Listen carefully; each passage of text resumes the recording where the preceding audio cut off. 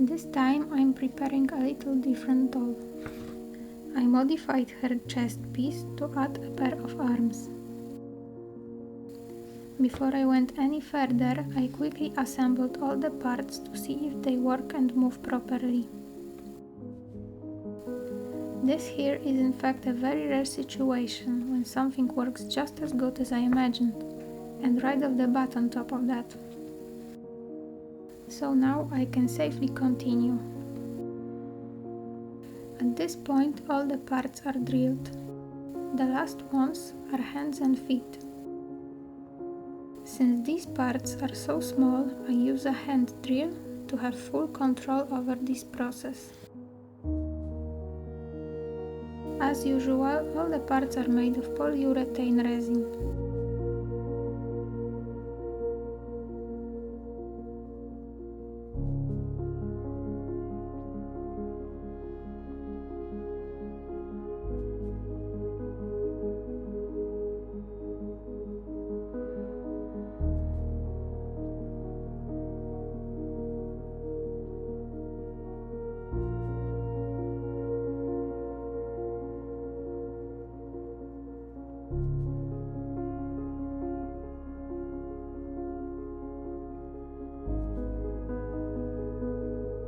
Now it's time to install metal bars in holes I just drilled.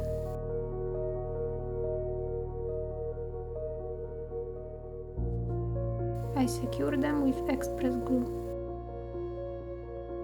These bars will later hold up the elastic rubber that runs through the whole doll.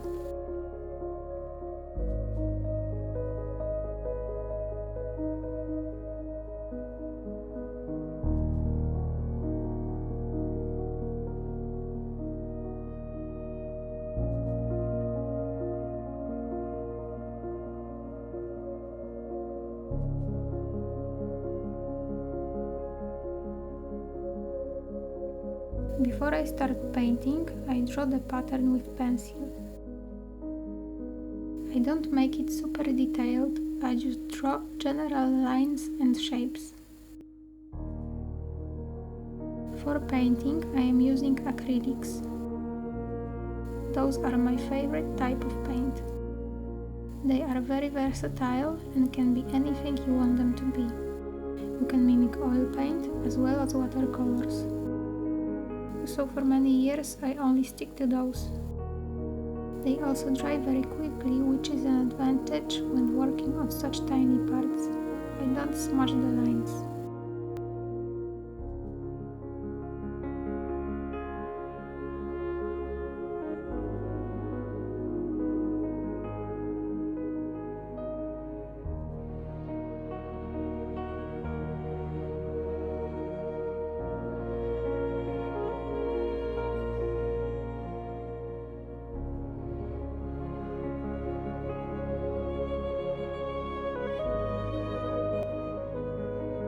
My previous dolls had symmetric pattern, but with this one I decided to make it more natural, chaotic.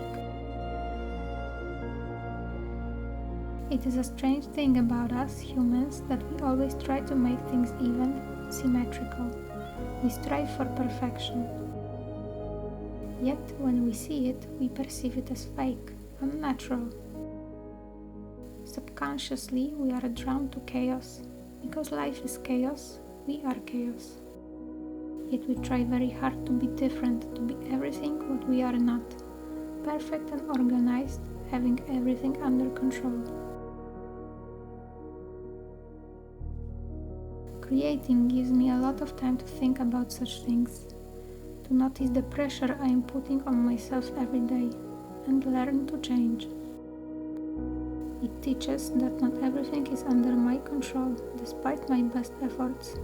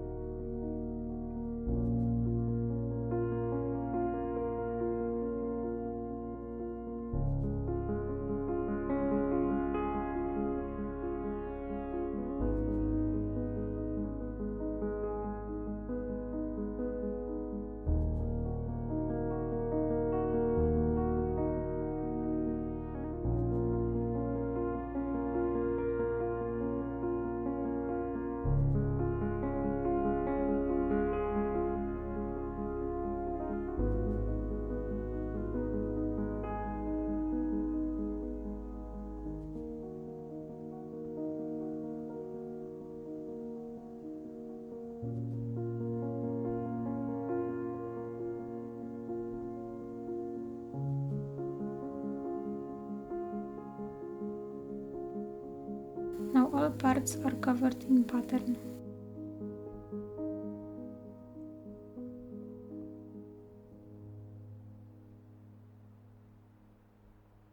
Next step is to refine the pattern. I fix any mishaps and improve lines if needed. At this point I will also remove any pencil lines that might still be visible.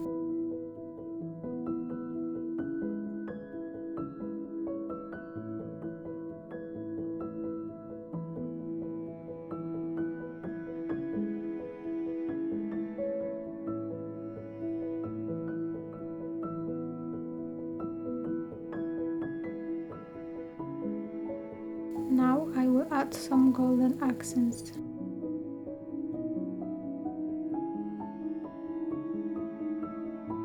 I use varnish mixed with special metallic powder.